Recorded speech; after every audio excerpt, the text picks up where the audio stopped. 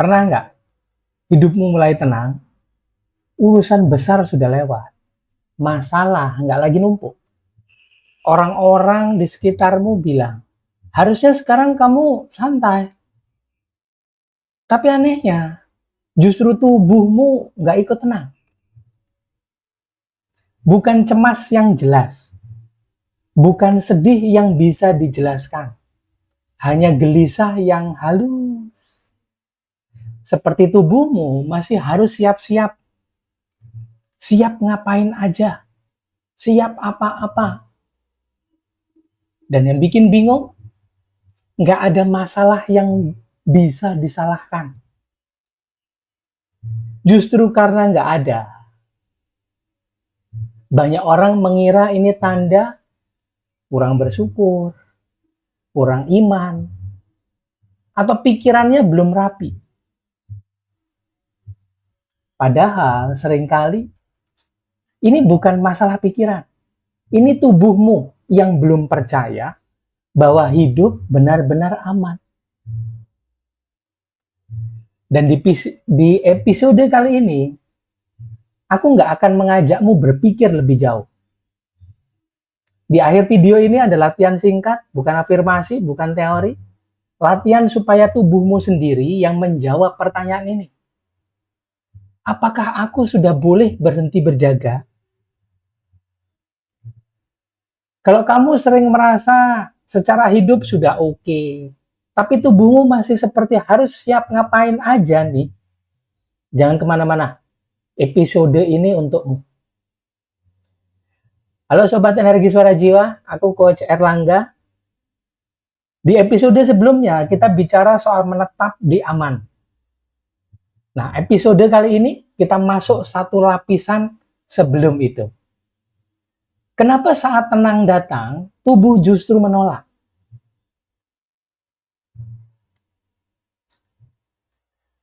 Tubuh kita nggak belajar dari niat. Dia belajar dari sejarah selamat. Kalau selama bertahun-tahun hidupmu aman karena waspada, karena sigap, karena selalu siap menghadapi yang buruk, maka bagi saraf, tenang bukan hadiah. Tenang adalah wilayah yang nggak dikenali. Nah, di sistem saraf yang tidak dikenal dibaca sebagai potensi bahaya.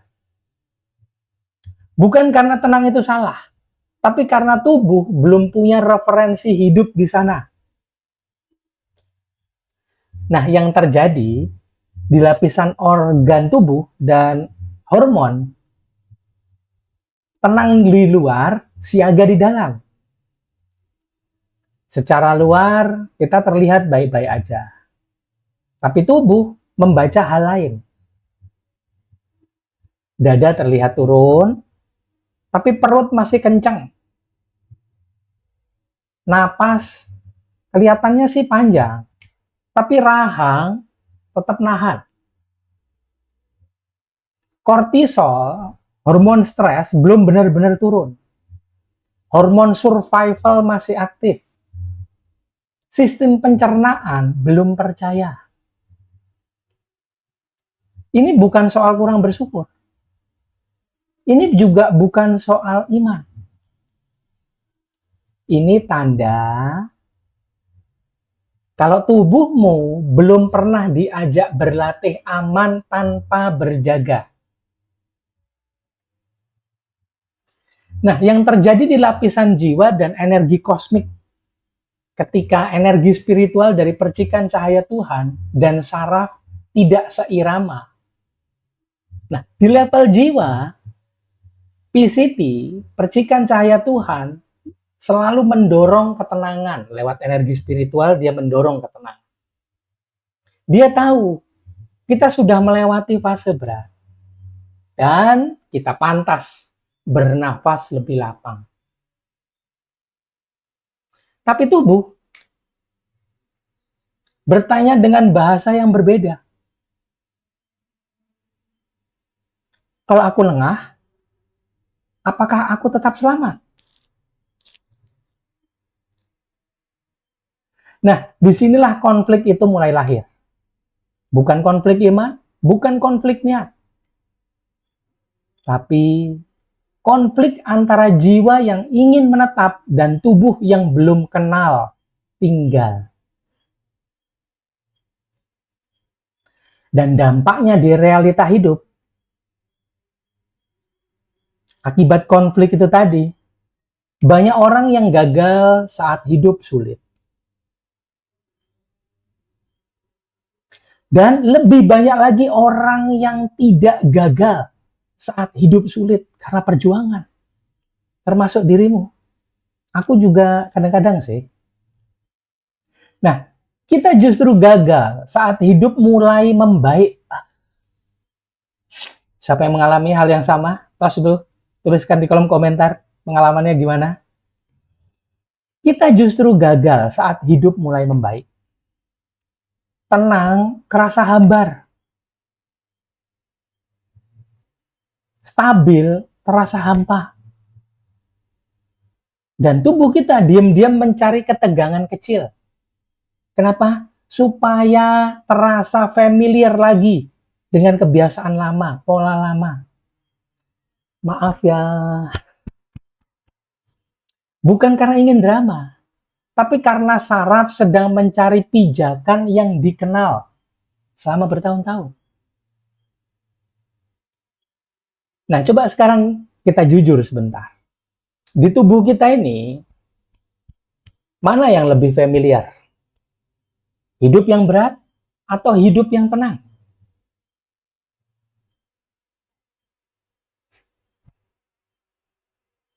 Biarkan tubuh yang menjawab, bukan pikiran. Mana di tubuhmu yang terasa lebih familiar? Hidup yang berat atau hidup yang tenang? Dan biarkan tubuhmu yang menjawab, bukan pikiranmu. Tenang tidak ditolak oleh jiwa. Ia diuji oleh tubuh.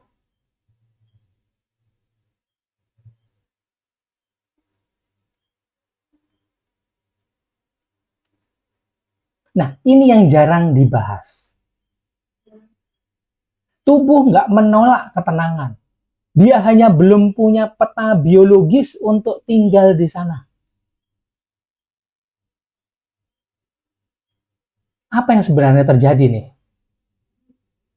Ini teknisnya yang jarang, atau kita mungkin terlupa bertanya ini kepada orang-orang hebat. Selama bertahun-tahun, tubuh belajar hidup dengan satu algoritma sederhana.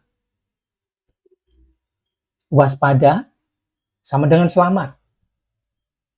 Setiap keputusan, setiap relasi, setiap pencapaian diproses lewat kesiapan menghadapi ancaman. Jadi saat hidup mulai tenang, nggak ada sinyal bahaya, nggak ada tekanan nyata, sistem saraf kehilangan referensi.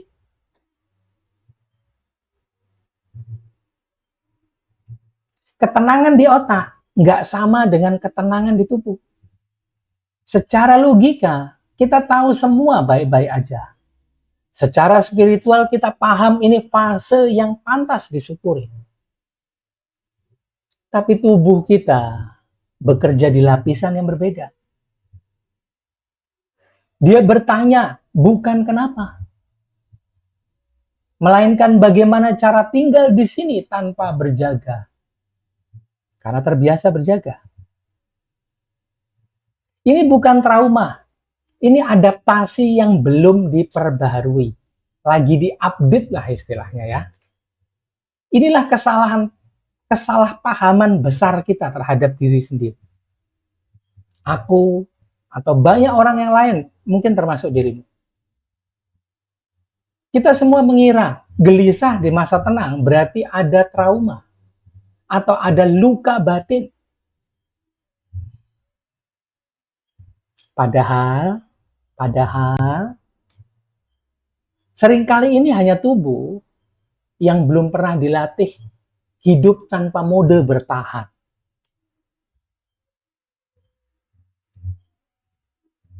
Ini hanya tubuh yang belum pernah dilatih hidup tanpa mode bertahan.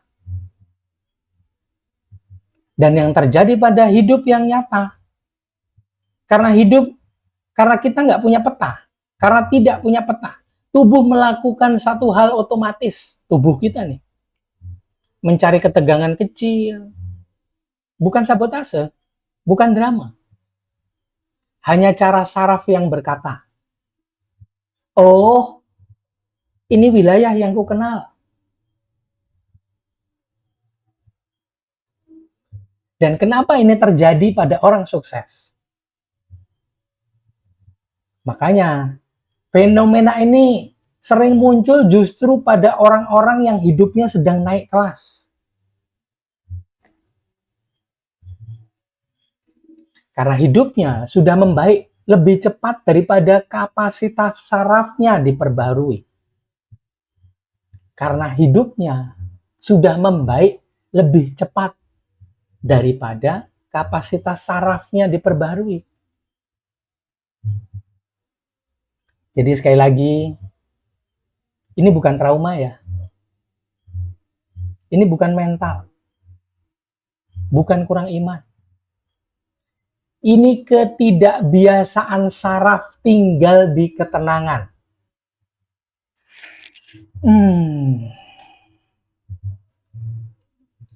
Tenang, bukan sesuatu yang perlu diyakini. Ia perlu diajarkan ke tubuh.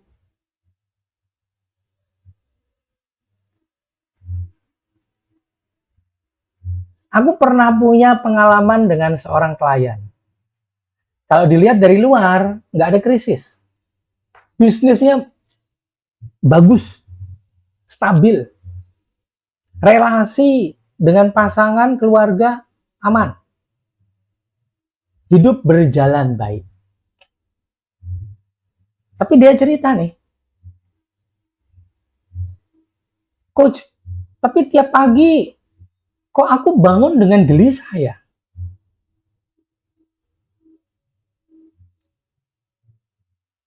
Nah, yang tidak terlihat jika hanya kita ngobrol dengan dia, yang tidak terlihat di dalam nih, kalau ini cuma dibicarakan, orang mungkin akan bilang, mungkin kurang istirahat, mungkin overthinking, mungkin kurang spiritual, harus belajar kesadaran. Yang terjadi di dalam, yang nggak kelihatan. Tubuhnya tidak sedang berpikir. Tubuhnya sedang membaca bahaya yang tidak ada. Nah, saat matrik jiwanya dibabarkan, dibuka, dibaca, terlihat jelas. Saraf terbiasa hidup siaga. Tenang dibaca sebagai zona rawan. PCT aktif, tapi wadah tubuh yang belum siap. Artinya, jiwanya sudah melangkah ke fase baru. Tapi tubuh masih hidup di peta lama, di pola lama. Nah, kalau ini ditangani secara umum, solusinya akan seragam. Meditasinya ditambahkan, nafas dipanjangin, afirmasi diulang. Masalahnya, tidak semua tubuh gelisah karena alasan yang sama. Itu kelihatan di matrik jiwanya. Karena itu perlu kita tahu matrik jiwa kita. Pola kita, pola itu ada macam-macam. Pola kerja yang paling mudah tindakan. Pola pikir, pola organ tubuh bekerja, pola saraf di dalam. Pola jiwa bertindak. Nah, di pendampingan privat, di program 2 atau 3 gitu ya, pendampingan. Kita nggak menambah durasi. Kita nggak nambahin latihan-latihan yang umum. Kita membaca titik siaga di matrik jiwa. Apakah di rahang, perut, dada, atau di kaki yang nggak bisa diam. Nah, dari sana, latihan disusun spesifik untuk mengajarkan kepada tubuh aman tanpa penjagaan. Aman tanpa penjagaan. Bukan supaya dia jadi tenang, enggak. Tapi supaya tubuhnya percaya pada ketenangan itu sendiri. Nah, percikan cahaya Tuhan di setiap orang aktifnya berbeda. Semua pasti aktif, tapi berbeda. Ada yang mendorong lewat dada, ada yang lewat perut, ada yang lewat keheningan. Nah, kalau ini nggak dibaca, latihannya bisa meleset. Bukan salah latihannya, tapi karena wadahnya yang tidak sesuai. Nah, setelah beberapa waktu, selain ini tadi, bukan euforia sih yang muncul. Yang muncul adalah tubuh yang berhenti berjaga. Bangun pagi tanpa rasa terancam. Dan saat tubuhnya percaya, tenang, berhenti, terasa mengancam. Ketenangan bukan soal diajarkan. Dia adalah soal apakah tubuh kita siap tinggal di situ. Aku sering sih, Sob, masuk ke fase yang mulai tenang, santai. Bukan tenang karena kabur dari masalah lo ya. Bukan, bukan. Tapi tenang karena memang nggak ada yang perlu dibereskan. Udah mulai beres. Tapi justru di situ, tubuhku bertanya satu kalimat lucu.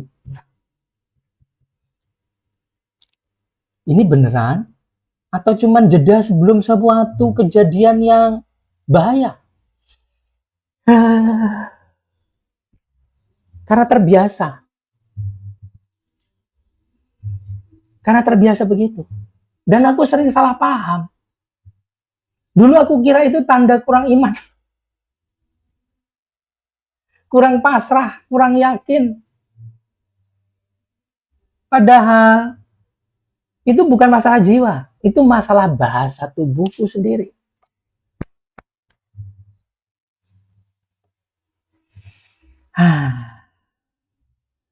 Setelah mendampingin banyak orang di program-programku dan membaca banyak matrik jiwa, nah aku jadi sadar satu pola besar di dalam diriku nih, di dalam diri kita semua juga.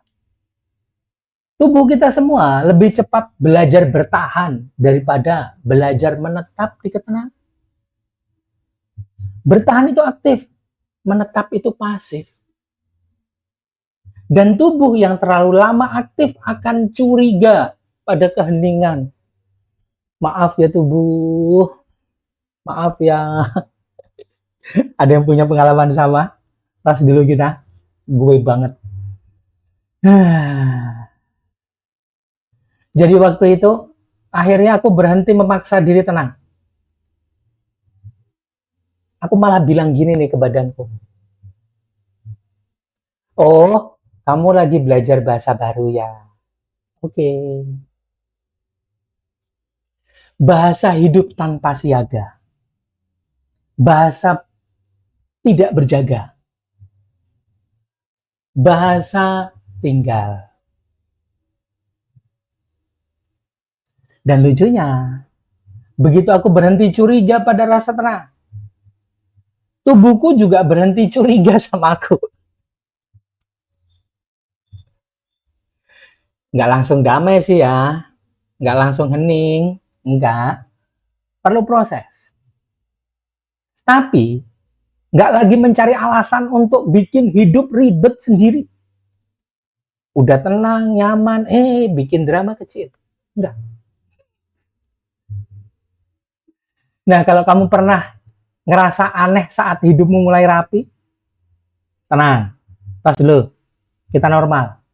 Tubuh kita sedang belajar bahasa hidup yang baru. Tenang itu bukan kelemahan ya sob. Itu adalah fase yang perlu dipelajari. Nah, banyak orang hari ini menenangkan diri tuh lewat kata-kata indah. Kalimatnya terasa dalam, maknanya terasa tinggi, bawa kita ke langit. Seolah-olah sudah sampai. Tapi tubuh nggak pernah benar-benar diajak hadir. Orang mengira kalau pikirannya tenang, hidup akan ngikut. Padahal tubuh tidak berubah karena mengerti. Tubuh berubah karena mengalami aman. Saat spiritualitas berhenti di kepala, dia tidak menyembuhkan. Dia malah menambah tekanan. Kepala berkata, harusnya aku udah tenang. Tapi tubuh kita bilang, aku masih siaga.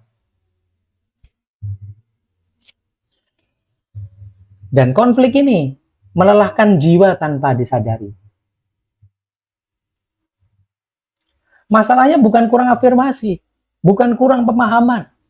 Masalahnya, ilmu tidak pernah turun ke saraf. Yang paham pikirannya, tapi tubuh tidak mengalami. Yang mengingat pikirannya, tapi tubuh tidak merasakan. Nggak pernah dikenalkan ke nafas ilmunya. Lupa diajarkan ke rahang, tetap kaku. Nggak pernah diajak mengalami tuh perut dan kakinya.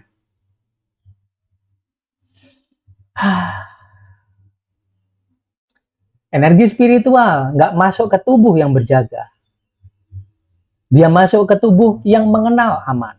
Bukan karena diyakini, tapi karena dilatih. Semesta nggak merespon apa yang kita pahami. Dia merespon keadaan tubuh saat ini. Karena itu, sekarang aku nggak akan menambah penjelasan. Repot. Nanti makin berat.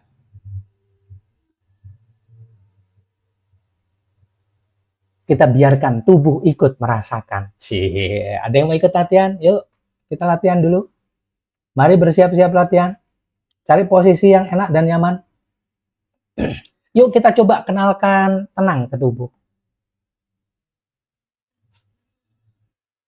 Mari kita undang tubuh untuk ngikut apa yang sudah kita ingat-ingat di sini. Duduk tegak. Jangan kaku ya, duduk tegak, santai, tulang punggungnya tegak. Santai, yang ditegakkan tulang punggung, bukan ini. Bukan dada dibusungkan, enggak. Tulang punggungnya tegak. Jangan kaku. Coba dicek, digerak-gerakkan sedikit. Kalau tubuhmu benar, lentur, nggak kaku, gerakanmu nggak kayak tiang listrik yang bergoyang, tapi lentur.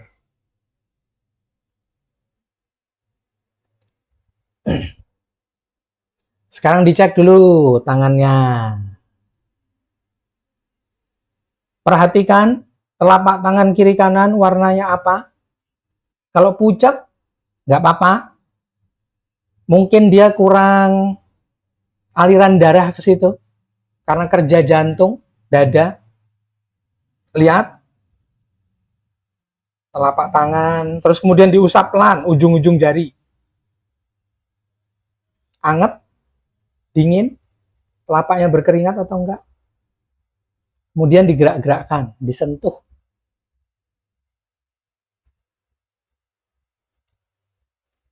Lenturkah ujung-ujung jari? Kalau kaku, ya wis. Kita latih supaya dia lentur. Cek. Kemudian bawa ke bahu, dicek bahunya. Terangkat atau turun. Kalau terangkat, dia kaku. Nggak apa-apa. Ditepuk-tepuk ringan. Kemudian rahang. Leher, rahang, gerakkan. Oh, kaku ini. Ya wis. Kita lenturkan.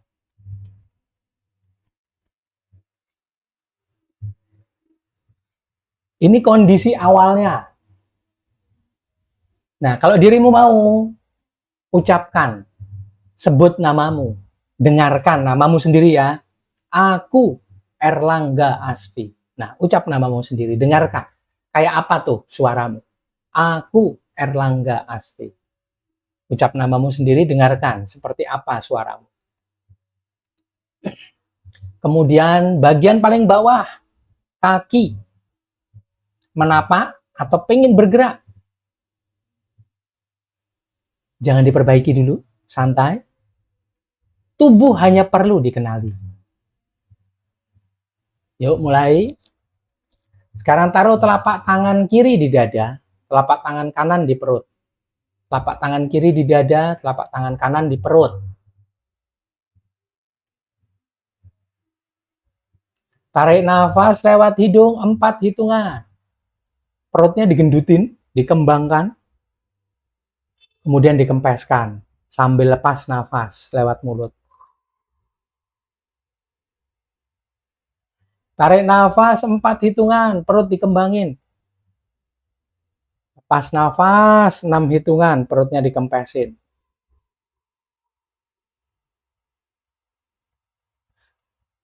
Tarik nafas lewat hidung 4 hitungan. Lepas nafas lewat mulut 6 hitungan, perut dikempesin. Habiskan nafasnya, tahan, ucapkan rileks, tenang, damai. Kembali tarik nafas lewat hidung.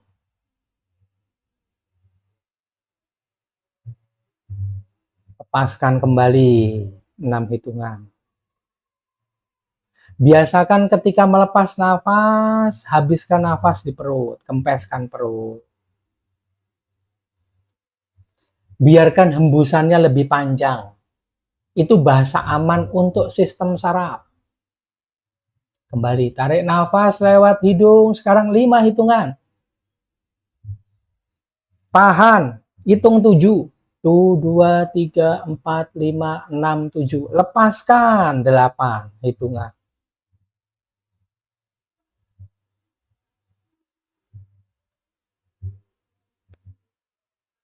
Kembali tarik nafas lewat hidung 5 hitungan.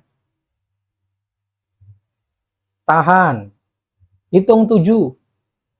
1, 2, 3, 4, 5, 6, 7. Lepaskan 8. 1, 2, 3, 4, 5, 6, 7, 8. Lagi. Tarik nafas lewat hidung 5 hitungan. Tahan. 1, 2, 3, 4, 5, 6, 7. Lepaskan 8 hitungan. 1, 2, 3, 4, 5, 6, 7, 8. Kalau muncul rasa nggak nyaman, itu nggak salah ya. Itu bukan salah. Itu tanda tubuh sedang belajar wilayah baru. Sekarang kembali. Tarik nafas lewat hidung.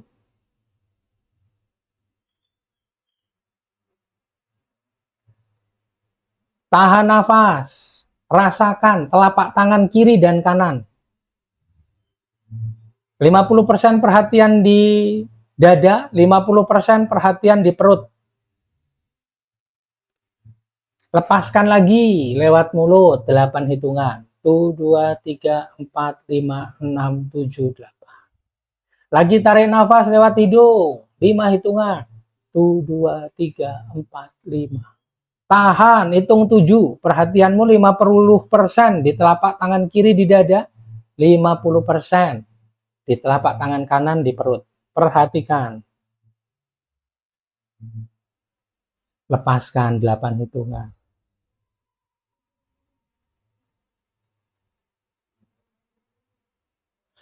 Begitu melepaskan, rasakan keseluruhan tubuhmu.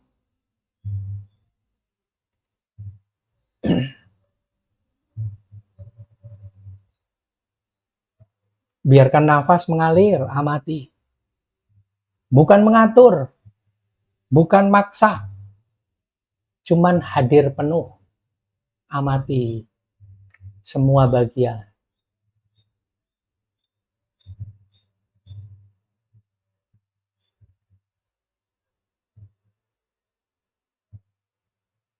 Kemudian ucapkan perlahan, aku aman berada di tenang.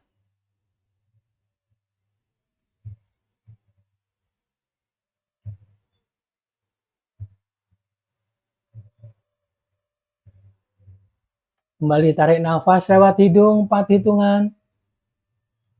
Lepaskan 8 hitungan perlahan.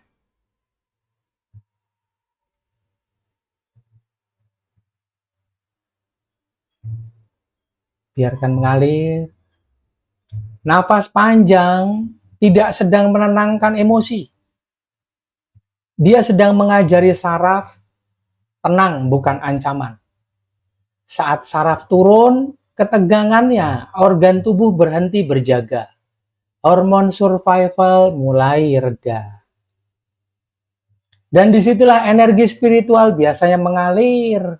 Memang setiap saat dia mengalir, tapi jadi bisa tidak tertahan. Seluruh bagian diri kita mendapatkan kehidupan, energi kehidupan, tanpa harus mendorong, ngalir.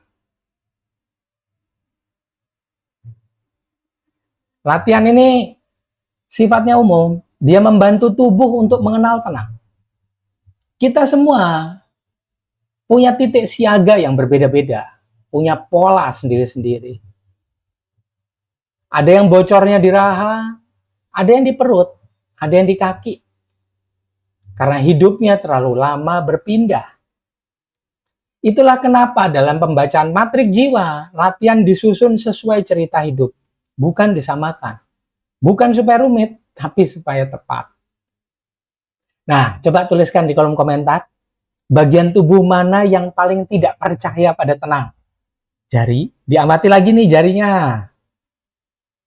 Diamati lagi telapak tangannya.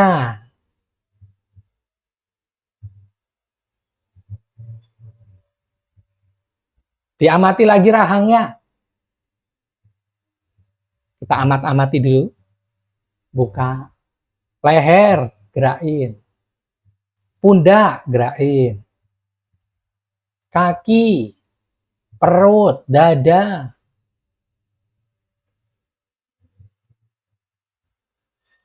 Lihat. Tuliskan di kolom komentar, bagian tubuh mana yang paling tidak percaya pada tenang?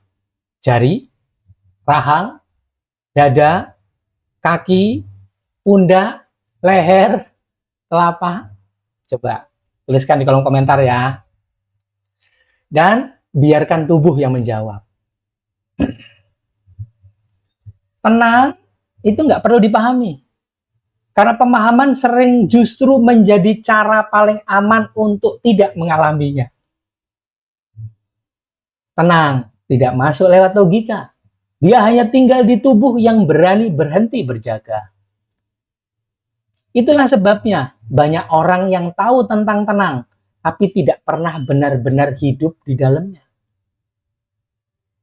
Nah, di episode selanjutnya, kita bicarakan kenapa tenang perlu dilatih bertahap.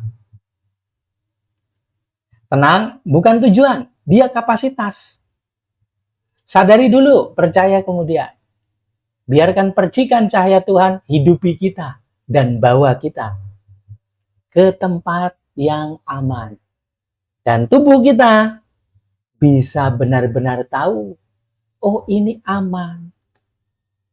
Terima kasih sudah nonton. Ketemu lagi di episode berikutnya. Live long and prosper. Love you. Kalau ada manfaatnya, silahkan dibagikan buat sekitarnya ya. Terima kasih sudah nonton.